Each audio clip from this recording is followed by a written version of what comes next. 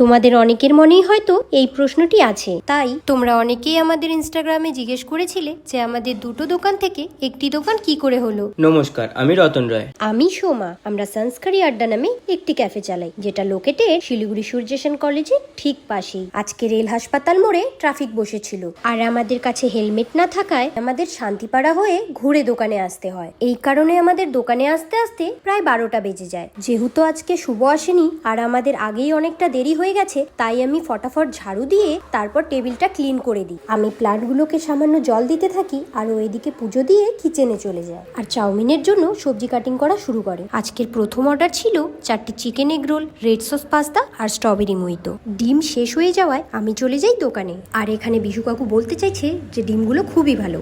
ডিম নিয়ে দোকানে এসে আমি সকালের ব্রেকফাস্ট করি দুপুর 3টে। যেহেতু আমরা সারাদিন দোকানে ব্যস্ত থাকি, তাই সকালের ব্রেকফাস্ট বা লাঞ্চ কোনোটাই আমাদের টাইম মতন হয় না। টাইম, স্টাফ, মেনটেনেন্স, এমন আরো অনেক কিছুই আছে যেগুলোর কারণে আপাতত আরেকটি দোকান বন্ধ আছে, যেগুলো সোশ্যাল মিডিয়ায় তুলে ধরা যায় না। আজকের ভিডিওটা এখানে শেষ করছি, কারণ ভিডিওটা অনেক বড় হয়ে যাচ্ছে।